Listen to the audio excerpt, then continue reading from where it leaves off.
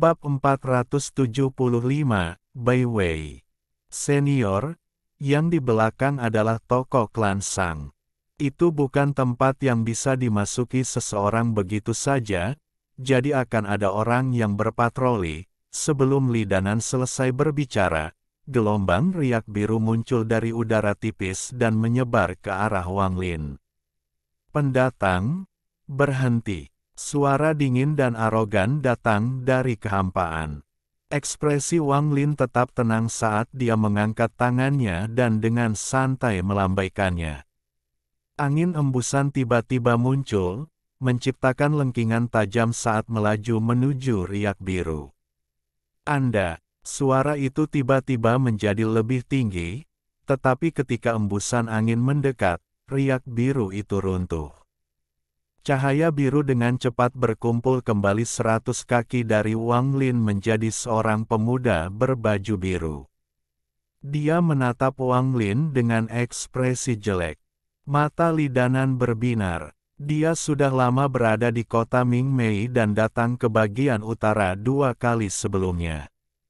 Meskipun ada orang yang berpatroli di kota utara, hal seperti ini belum pernah terjadi bahkan sebelum seseorang masuk. Ekspresi Wang Lin masih tetap tenang. Tingkat kultivasi pemuda ini tidak rendah.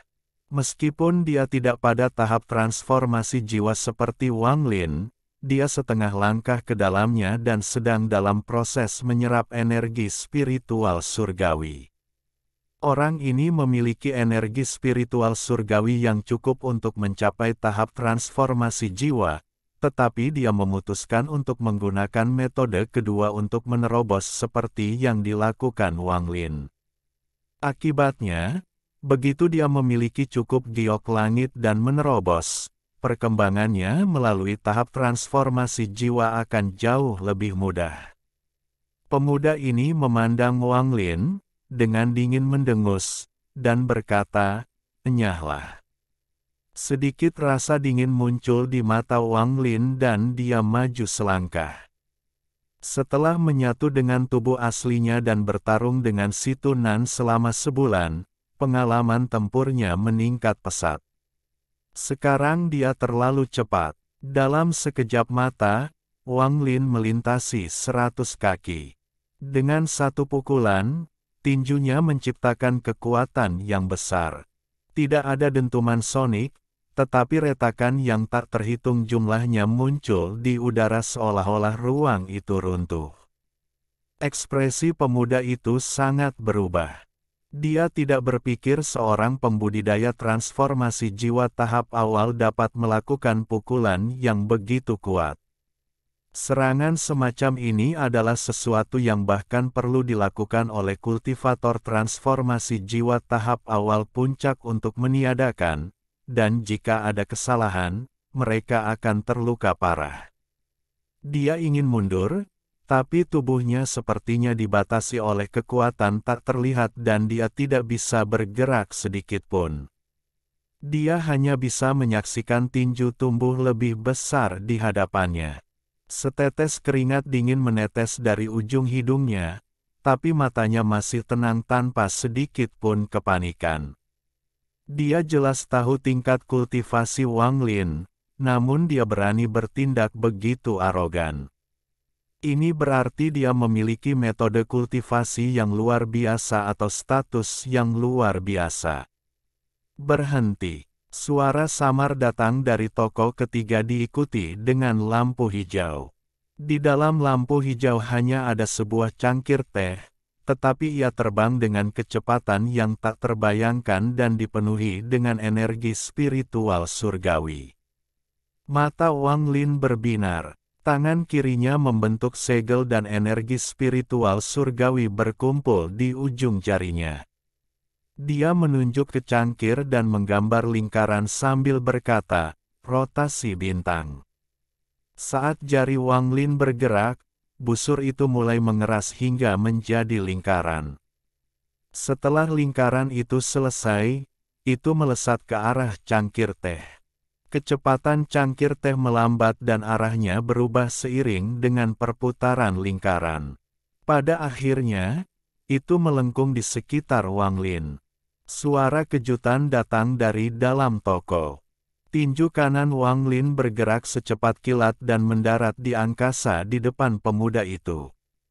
Wajah pemuda itu langsung memerah dan dia batuk seteguk darah. Matanya meredup saat dia terhuyung mundur beberapa langkah. Lalu tubuhnya gemetar dan dia batuk lagi seteguk darah. Tubuhnya bergetar hebat saat energi spiritual langit putih keluar dari pori-pori tubuhnya seperti orang gila. Dalam sekejap mata, tidak ada energi spiritual surgawi yang tersisa di tubuhnya. Kamu menyia-nyiakan fondasi surgawiku. Wajah pemuda itu tidak lagi merah tetapi seputih orang mati. Pukulan Wang Lin tidak membunuh orang ini tetapi menyia-nyiakan semua fondasi surgawinya. Ini pada dasarnya mengetuk pemuda dari tepi tahap transformasi jiwa kembali ke formasi jiwa. Wang Lin menarik tinjunya, meletakkan tangannya di belakang, dan dengan tenang melihat ke toko yang melemparkan cangkir teh ke arahnya. Mantra rotasi bintang adalah mantra yang diajarkan Situ Nan kepadanya. Jika itu adalah dia dari belakang Suzaku, dia pasti sudah mengambil salah satu hartanya, tetapi setelah berlatih dengan Situ Nan selama sebulan, dia tidak perlu lagi bergantung pada hartanya. Untuk seorang kultivator yang sangat kuat, harta magis hanya ada untuk mendukung mereka. Apa yang membuat pembudidaya benar-benar menakutkan adalah mantra mereka. Jika harta magis sangat kuat, seperti harta surgawi berkualitas menengah atau lebih tinggi, maka itu adalah pengecualian. Ini adalah sesuatu yang Situ Nan pernah katakan pada Wang Lin. Saudara ini memiliki teknik yang bagus. Bolehkah aku tahu siapa namamu? Suara tenang datang dari toko, dan setelah itu sosok tinggi dan lurus mengikutinya. Ini adalah pria muda yang tinggi. Dia memiliki alis yang tajam dan mata gelap. Mata ini seperti bintang, membuat orang tidak bisa melihatnya. Hanya dia yang berdiri di sana menyebabkan ruang di sekelilingnya beriak. Dia jelas telah mencapai puncak tahap pertengahan transformasi jiwa. Inilah alasan dia memancarkan energi spiritual surgawi. Wang Lin menoleh dan menatap orang ini. Ekspresinya tetap tenang saat dia perlahan berkata, Wang Lin, aku Bai Wei. Pria muda itu melambaikan tangannya dan sebuah kipas putih muncul di genggamannya. Ini memberinya penampilan seorang pangeran tampan. Tidak jauh dari sana, pemuda yang pondasi langitnya disia-siakan oleh Wang Lin memiliki ekspresi yang sangat pucat. Dia berjalan ke toko sambil menatap Wang Lin dengan kejam dan dengan jahat berkata, Tuanku, bunuh dia. Bai Wei mengerutkan kening. Dia berbalik dan berkata, kamu tidak punya hak untuk berbicara di sini. Meninggalkan. Pria muda itu terkejut. Dia menatap Bai Wei dan kemudian pada Wang Lin dan mengungkapkan ekspresi aneh. Dia mendengus tetapi tidak lagi berbicara. Ekspresi Wang Lin tetap sama. Meskipun nama orang ini agak feminin, Wang Lin dapat segera mengetahui bahwa orang ini laki-laki dan bukan perempuan. Kakak Wang, pelayanku tidak sopan. Saya harap Anda tidak tersinggung. Saya dari planet Tian Yun dan saya milik sekte nasib surgawi. Dari mana saudara Wang berasal? Bai Wei dengan lembut tersenyum seolah semua ketidakbahagiaan sebelumnya menghilang seperti asap. Mata Wang Lin mengungkapkan cahaya misterius dan dia berkata, saya seorang pengembara, saya tidak punya sekte. Bai Wei tersenyum dan menggelengkan kepalanya. Karena saudara Wang tidak mau berbicara, maka saya tidak akan memaksanya. Namun, jika saudara Wang memiliki waktu di masa depan, Anda harus datang ke planet Tian Yun agar saya mendapat kehormatan menjadi tuan rumah. Wang Lin mengangguk, menggenggam tangannya, dan berjalan melewati keduanya. Jantung Li Danan berdegup kencang saat dia mengikuti dengan cepat. Dia takut jika dia terlalu lambat dan sesuatu yang tidak terduga terjadi, dia akan terluka. Mata Bai Wei terus melacak sosok Wang Lin dan mengungkapkan cahaya aneh. Dia menyingkirkan kipas saat dia menamparkan tangan kanannya dan berkata, "Gunung memiliki pohon dan pohon memiliki cabang, hati menyenangkan Tuan dan Tuan tidak tahu." Pemuda yang memiliki fondasi surgawi yang sia-sia menatap Bai Wei. Keanehan di matanya semakin dalam. Baru setelah sosok Wang Lin menghilang ke toko terakhir, Bai Wei narik pandangannya. Dia memandang pelayannya di samping dan tersenyum. Itu hanya landasan surgawi. Setelah Tuan ini kembali ke planet Tian Yun, saya akan memberikannya lagi kepada Anda. Dengan itu, dia berjalan kembali ke toko ketiga. Barang yang dia cari tidak langka, tetapi setelah memeriksa 9 toko, dia hanya menemukannya di toko ketiga. Biasanya, dimanapun Bai Wei hadir, tidak ada orang lain yang diizinkan berada di sana. Kesombongan semacam ini menular pada pelayannya dan itulah sebabnya pelayannya mencegah Wang Lin memasuki kota utara. Wang Lin masuk ke toko klan Sang. Tempat ini tampak seperti istana yang megah dan mewah dimanapun orang memandang. Ada total 999 patung yang diukir dari batu roh di sekelilingnya. Energi spiritual yang tebal mengalir ke arah mereka. Li Danan benar-benar terkejut saat merasakannya. Dia belum pernah melihat yang seperti ini dalam hidupnya, terutama energi spiritual yang padat, di sini lebih padat daripada di tempat manapun yang pernah dia kunjungi. Setelah ragu-ragu sebentar, Li Danan tidak lagi peduli dengan Wang Lin tetapi duduk dan mulai berkultivasi. Wang Lin memeriksa ukiran batu roh di hadapannya. Semuanya adalah ukiran wanita dan semuanya berbeda, tetapi satu kesamaan yang mereka miliki adalah bahwa mereka semua sangat cantik. Di dalam tangan masing-masing pahatan batu roh itu ada sebuah kotak.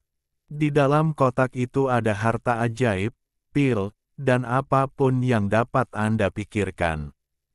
Pada saat ini, tawa renyah datang dari kehampaan.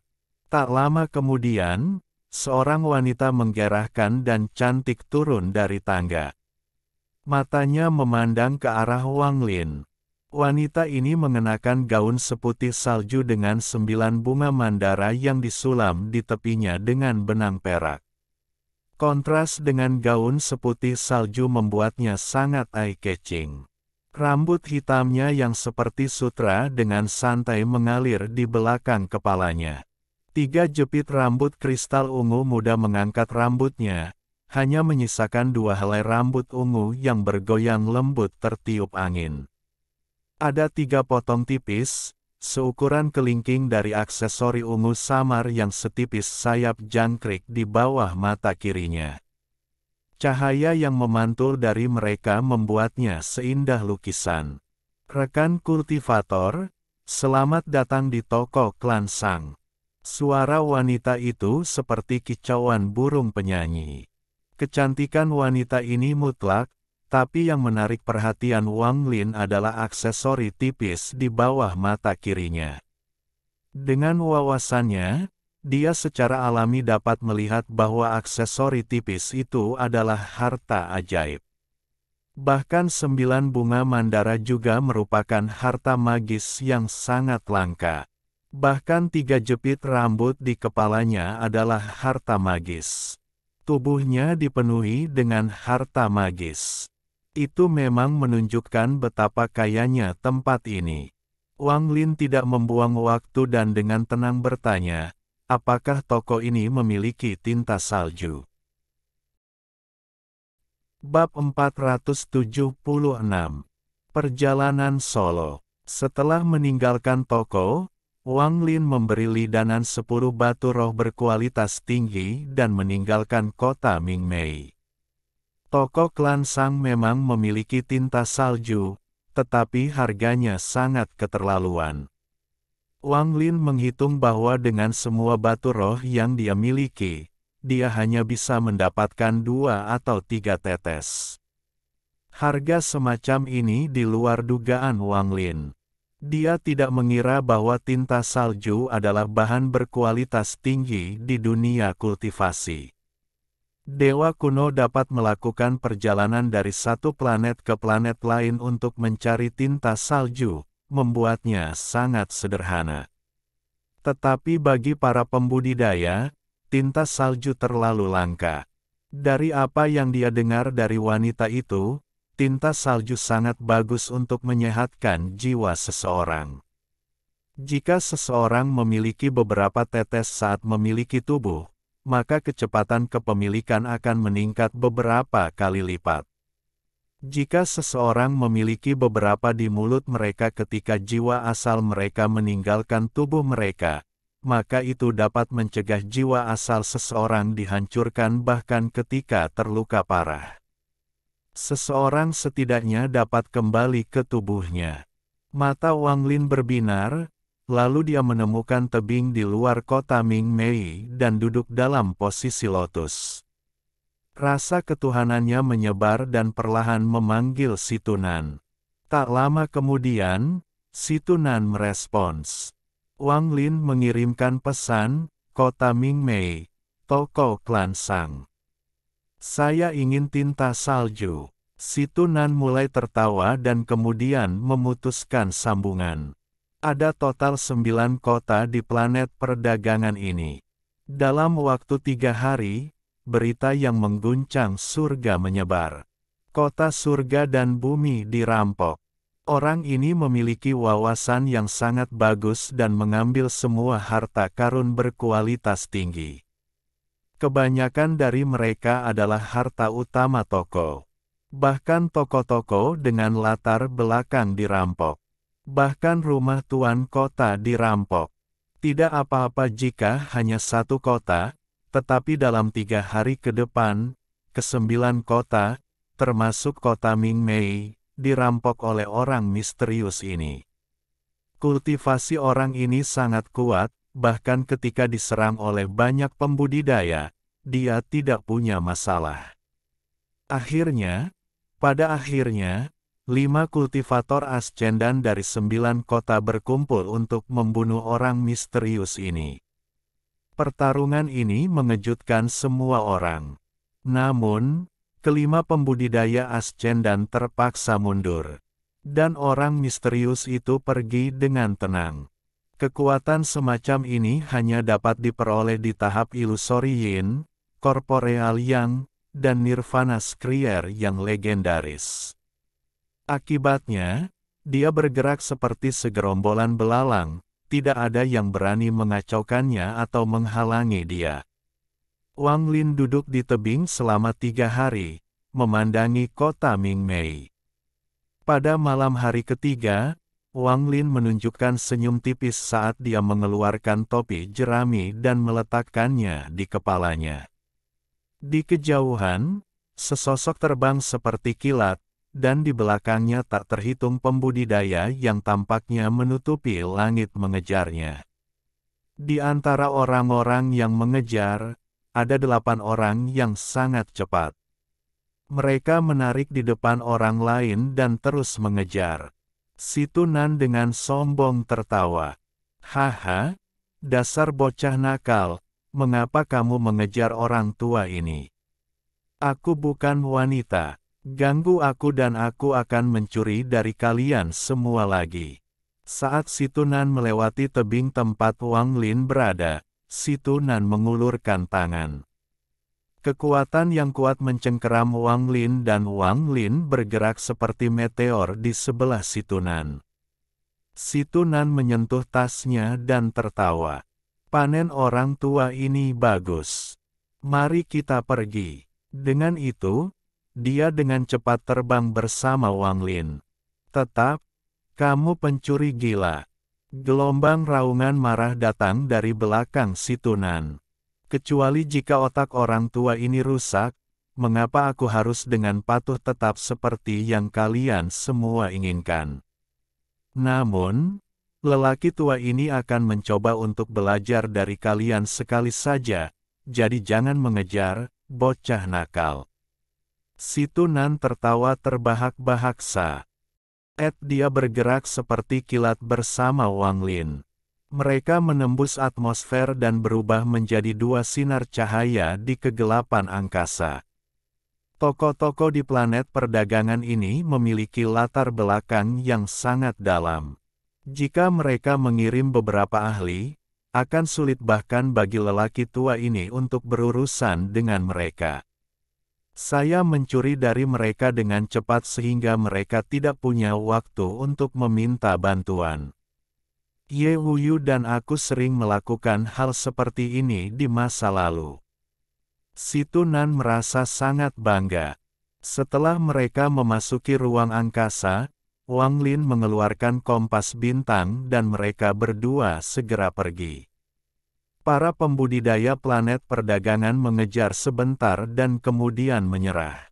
Lagi pula, tidak banyak orang yang memiliki kompas bintang, dan kultivasi si Tunan terlalu kuat. Bahkan jika mereka nyaris berhasil mengejar ketinggalan, mereka hanya akan membuang nyawa mereka. Apakah kamu mendapatkan tinta saljuku? Wang Lin menjilat bibirnya. Meski dia tidak bergabung, tinta salju adalah sesuatu yang dia minta, jadi dia juga terkait dengan ini. Si Tunan tertawa dan mengeluarkan botol kecil. Dia melemparkannya ke Wang Lin dan berkata, "Untukmu.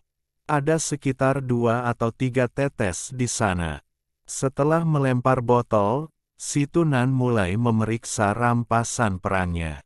Saat dia memeriksanya, dia menunjukkan senyum bangga. "Haha, tidak buruk. Panen kali ini beberapa kali lebih baik dari sebelumnya." Ketika Wang Lin mengambil tas itu dan memindainya dengan perasaan ilahi, matanya berbinar. Wang Lin diam-diam memutuskan sesuatu di dalam hatinya.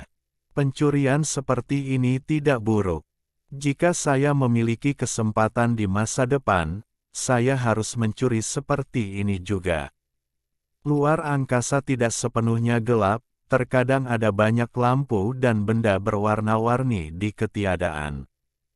Keindahannya akan membuat hati kebanyakan orang bergetar hanya dengan satu pandangan. Setengah bulan kemudian, nebula besar yang tampak seperti ubur-ubur muncul di hadapan Wang Lin. Si Tunan memandang nebula dan menghela nafas. "Aku harus pergi sekarang." Wang Lin merenung sedikit, lalu dia diam-diam melihat nebula yang cemerlang dan bertanya, "Apakah kamu memiliki cukup harta magis?" Si Tunan tertawa dan berkata, "Masih belum cukup, tapi aku akan membunuh di sana dan mencuri di sepanjang jalan. Ketika saya sampai di sana, saya akan merasa cukup." Dengan itu, dia menunjuk ke nebula dan berkata, "Aku pernah ke sini sebelumnya bersama Ye Wuyu. Sudah saatnya kita berpisah. Kemana saya akan pergi sangat jauh dari planet Tian Yun. Kami akan berpisah dan menempuh jalan kami sendiri." Saat si Tunan berbicara, dia menamparkan tasnya dan cahaya putih terbang keluar darinya. Cahaya berubah menjadi pedang besar. Si Tunan melompat ke atas pedang, berbalik, dan berkata, "Wang Lin, planet Tian Yun dipenuhi orang asing dan kamu tidak tahu tempatnya, jadi berhati-hatilah. Namun, Anda tidak bisa melupakan harga diri Anda sebagai penggarap planet Susaku. Jika Anda memiliki masalah, temui saya di planet Feng Luan. Dengan adanya orang tua ini, tidak ada yang berani mengganggumu." Wang Lin melihat nebula. Dia masih belum melihat si Tunan saat dia berkata, Jika kamu memiliki masalah, datang dan temukan aku di planet Tianyun. Dengan saya di sana, tidak ada yang berani menyentuh Anda. Si Tunan tertawa dan berkata, bagus. Wang Lin, jika aku mendapat masalah di masa depan, aku akan datang dan mencarimu. Namun, jika tempatmu terlalu kecil, aku tidak akan datang. Apapun yang terjadi, Anda harus membuat sekte di planet Tianyun, dan saya akan datang dan menjadi ketua tetua untuk Anda. Dengan itu, si Tunan menarik napas dalam-dalam dan menatap Wang Lin lagi. Untuk pertama kalinya, dia berbicara dengan Wang Lin dengan suara lembut dan berkata, Wang Lin, hati-hati. Dengan itu, pedang di bawahnya menyala dan dia menghilang, hanya meninggalkan jejak cahaya. Situ, hati-hati. Wang Lin menoleh ke arah tempat si Tunan menghilang. Di ruang yang luas, hanya dia yang tersisa, diam-diam menonton. Setelah sekian lama, Wang Lin menghela nafas dan merasa melankolis. Sejak dia melangkah ke dunia kultivasi, si Tunan telah bersamanya, dan dia sangat berhutang pada si Tunan. Meskipun si Tunan sedang tidur untuk waktu yang lama, Wang Lin dapat dengan jelas merasakan keberadaan si Tunan melalui surga yang menentang manik. Di matanya, si Tunan tidak berbeda dengan seorang guru. Kali ini, benar-benar perpisahan di antara mereka, kemurungan di hatinya sangat kuat. Aku ingin tahu apakah kita akan bertemu lagi dalam hidup kita. Wang Lin diam berdiri di sana untuk waktu yang lama. Dia kemudian berlutut di kompas bintang dan bersujud 3 kali ke arah si Tunan pergi. Saya, Wang Lin, seumur hidup saya tidak pernah membungkuk ke langit atau bumi, dan saya tidak memberi hormat kepada hantu atau dewa, saya hanya tunduk kepada orang tua saya dan untuk menunjukkan rasa hormat kepada situ. Wang Lin mendongak, menekan kemurungan di hatinya, dan kompas bintang terbang ke kejauhan. Arahnya berlawanan dengan si Tunan dan mereka bergerak semakin jauh. Setelah Wang Lin pergi, cahaya putih muncul di tempat mereka berdua berada. Sosok si Tunan muncul. Dia memandang Wang Lin dan menghela nafas. Tanpa cobaan yang kejam, seseorang tidak dapat dianggap sebagai kultivator sejati. Wang Lin, alasan aku membawamu ke jalan setan adalah karena jalan setan adalah yang terbaik untuk tetap hidup. Setelah Anda membuat avatar, Anda keluar dari jalur iblis dan membuat jalur Anda sendiri. Aku tidak bisa lagi berada di dekatmu karena lelaki tua ini adalah iblis luar dalam. Si Tunan melirik kemana Wang Lin pergi dan bergumam, teman kecil, selamat tinggal. Dia menghela nafas panjang dan menghilang dalam sekejap cahaya putih. Ruang angkasa sangat luas, jadi jika seseorang tidak memiliki peta bintang, mereka akan hilang dan mungkin hilang seumur hidup. Olsir meninggalkan peta bintang yang sangat rinci untuk Wang Lin yang menandai cara pergi dari planet Suzaku ke planet Tianyun. Wang Lin duduk dalam posisi teratai di kompas bintang dan dengan cepat melakukan perjalanan ke planet Tianyun.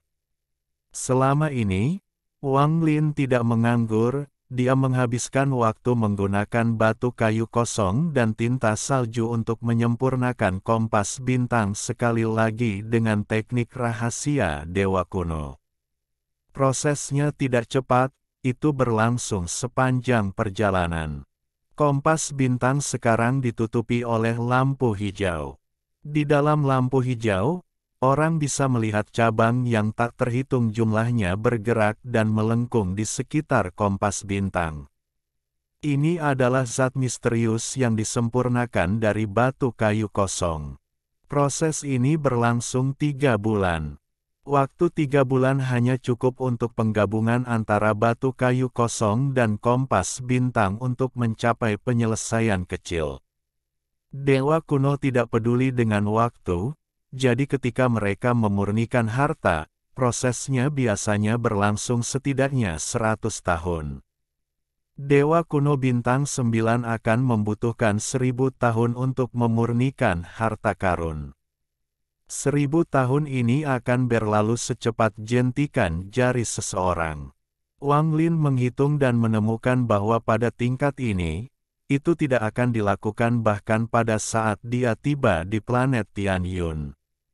Setelah merenungkan sedikit, dia memutuskan untuk melepaskan integrasi lebih jauh dan menggunakan tinta salju untuk memulai proses pemurnian terakhir pada tahap penyelesaian kecil ini.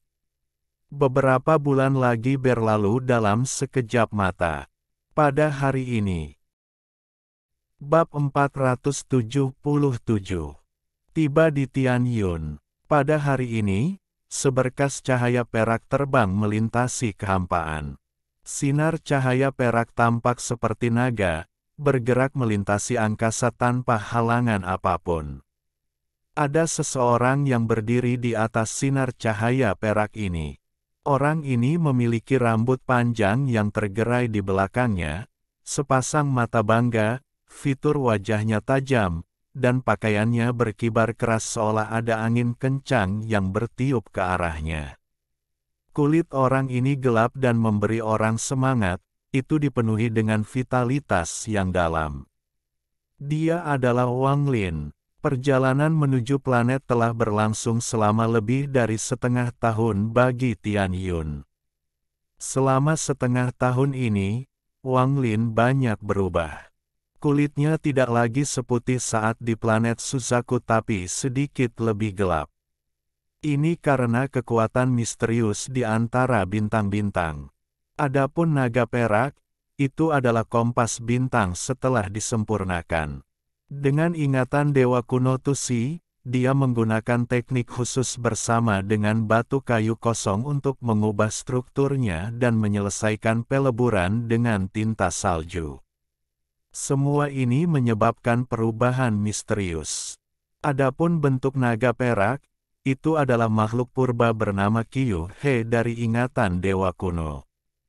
Kecepatan makhluk ini sangat cepat, jadi kompas menggunakan bentuknya untuk menambah kecepatannya. Meskipun tidak bisa dibandingkan dengan makhluk asli, kompas mencapai kecepatan yang tak terbayangkan. Menurut ingatan Dewa Kuno Tusi, kompas bintang yang sebenarnya membutuhkan darah Qiu He sebagai aktivator untuk mengeluarkan potensi penuh dari kompas bintang. Pada saat ini, naga perak di bawah Wang Lin tidak lebih lambat dari seorang kultivator ascendan. Cahaya perak bersinar di angkasa saat menghilang ke kejauhan. Waktu berlalu, dan setengah tahun lagi berlalu. Wang Lin telah melakukan perjalanan melalui ruang angkasa sendirian selama lebih dari setahun. Selama tahun ini, Wang Lin melihat banyak hal. Pada awalnya, dia sangat memperhatikan segala sesuatu, tetapi sekarang dia hanya melihat sekilas hal-hal ketika dia melewatinya. Dia semakin dekat dan semakin dekat dengan planet Tianyun. Wang Lin menghitung jarak berdasarkan peta di kepalanya. Saat ini dia sudah setengah jalan. Sepanjang jalan, Wang Lin melihat planet yang tak terhitung jumlahnya. Beberapa planet memiliki pembudidaya, beberapa ditinggalkan, dan beberapa dipenuhi aura yang kuat dan ganas. Selain itu, Wang Lin melihat perampokan biasa. Ada sekelompok orang yang ditolak oleh semua pembudidaya, mereka disebut kultivator pinggiran. Para pembudidaya ini menghabiskan sebagian besar waktunya di luar angkasa, dan tidak satupun dari mereka yang lemah. Mereka akan mencuri dari pembudidaya manapun yang mereka temui. Sepanjang jalan, Wang Lin bertemu beberapa, tetapi orang-orang ini sangat berpengalaman dalam mendeteksi tingkat kultivasi, jadi tidak ada dari mereka yang berani datang dan menghentikan Wang Lin. Tapi ada satu penggarap pinggiran yang tidak terampil yang juga pada tahap awal transformasi jiwa yang menyerang Wang Lin. Dia melarikan diri jauh setelah terluka parah oleh Wang Lin. Yang lemah tidak bisa bertahan di luar angkasa, jadi Wang Lin tidak lagi menyembunyikan auranya, dia melepaskan semua kekuatan penuhnya, terutama niat membunuh dari tubuh aslinya. Niat membunuh ini membentuk aura besar dan bergerak seperti embusan angin dingin, menyebabkan hati orang bergetar. Akibatnya, ketika penggarap pinggiran melihat Wang Lin, mereka akan pindah jauh dan tidak dengan santai mengacaukannya. Begitu saja, Wang Lin terus terbang. Dia seperti binatang purba yang turun dari surga. Waktu perlahan berlalu, dan dalam sekejap mata, 1 tahun lagi berlalu. Pada hari ini, Wang Lin berdiri di atas naga perak. Di depannya ada sistem bintang yang dikelilingi oleh lampu hijau. Ada planet ungu gelap raksasa di sistem ini. Ada banyak cahaya yang datang dari planet tersebut, sehingga terlihat seperti kristal raksasa. Itu sangat indah. Di sekitar planet besar ini ada 5 planet kecil yang mengorbit planet utama. Di luar itu ada beberapa planet kecil yang tersebar di sekitarnya. Mereka semua memancarkan gelombang fluktuasi energi spiritual, jelas bahwa ada batasan yang diberlakukan pada mereka. Kegembiraan memenuhi hati Wang Lin saat tatapannya terkunci ke planet ungu. Ini adalah lokasi yang All Seer tinggalkan untuknya, planet Tianyun. Saat ini, di mata Wang Lin, planet Tianyun terlalu besar, sebagai perbandingan, planet Suzaku terlalu kecil. Dan pada saat ini, bahkan di sini dia bisa merasakan energi spiritual yang padat datang dari planet ini. Jika dia menginjak planet ini, kepadatan energi spiritual tidak akan terbayangkan. Planet Suzaku jauh dari mampu dibandingkan dengan planet Tianyun. All Seer mengatakan saat itu bahwa planet Suzaku adalah planet yang setengah terbuang. Melihat planet Tianyun sekarang, Wang Lin mempercayainya tanpa keraguan. Setelah melihat planet Tianyun, hati Wang Lin bergetar hebat seolah-olah ada gelombang besar yang melonjak di dalam dirinya. Itu seperti pertama kali dia pergi ke kota sebelum dia mulai berkultivasi. Gairah yang mendalam muncul di hatinya saat dia diam-diam melihat planet Tianyun di kejauhan. Planet Tianyun, aku, Wang Lin, datang.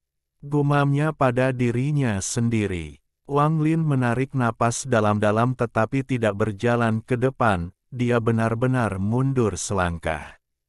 Seluruh tubuhnya bersama dengan naga perak tiba-tiba mundur.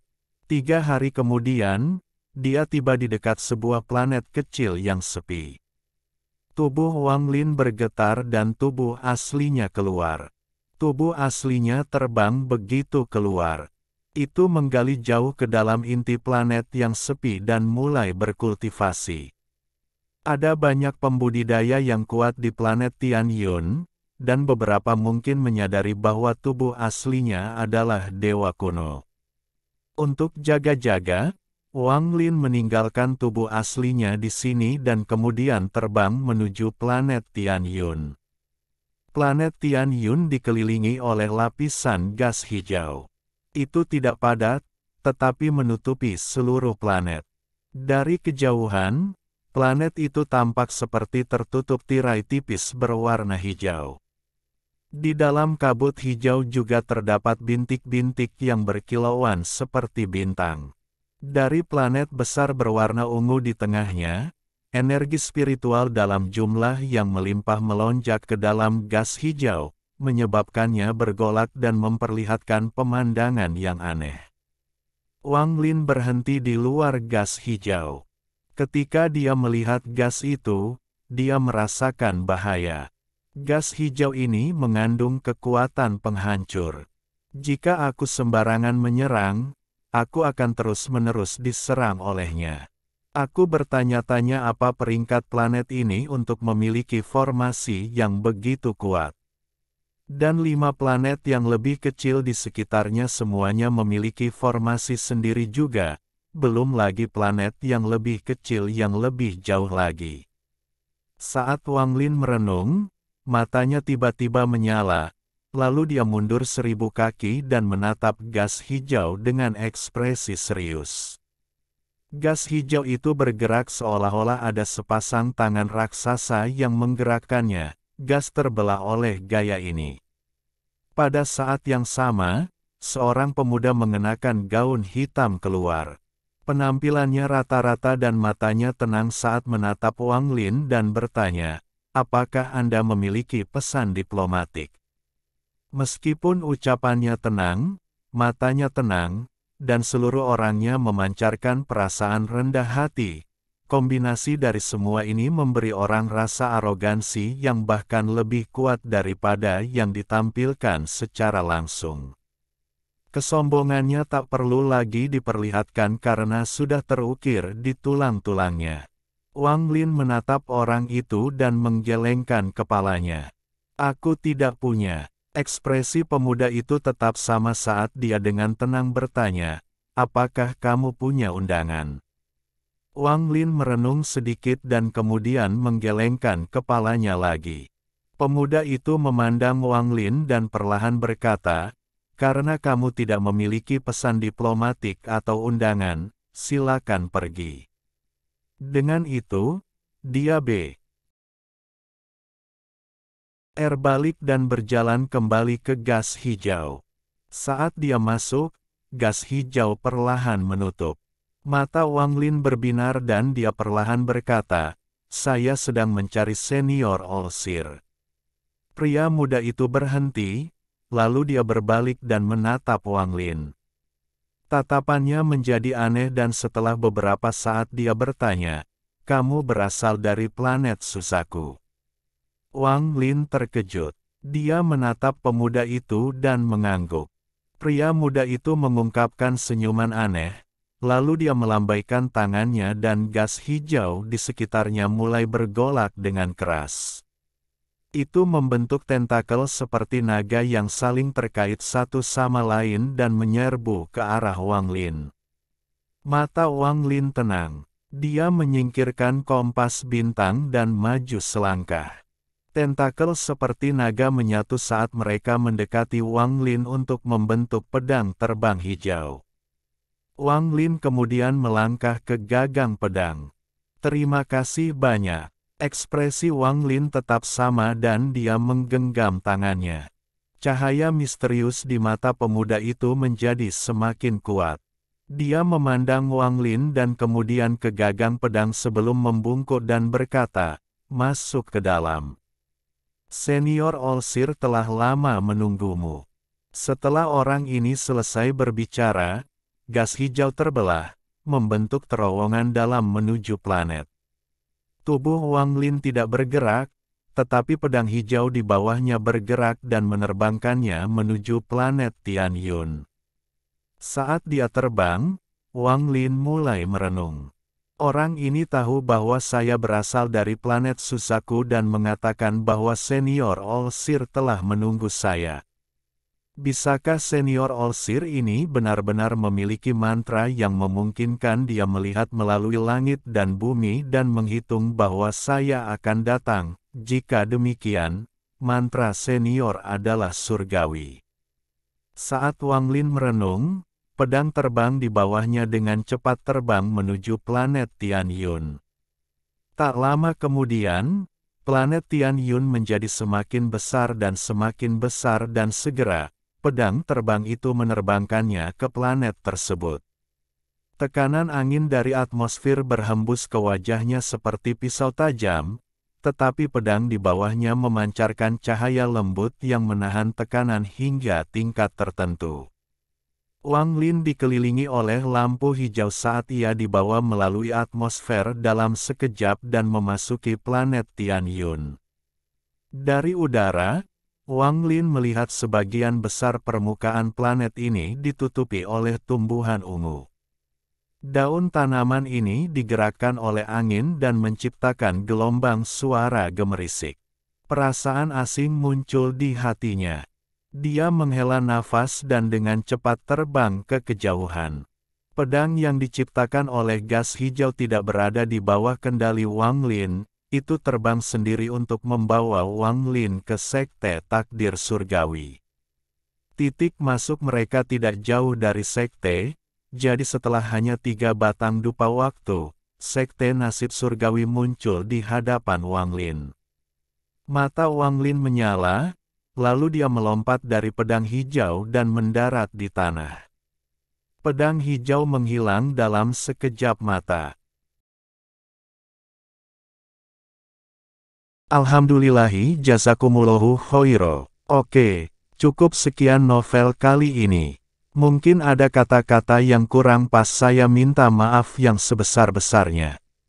Semoga yang sudah baca Allah paring kesehatan, rezeki yang barokah, dan umur yang panjang. Amin. Untuk membantu admin jangan lupa klik tombol subscribe ya.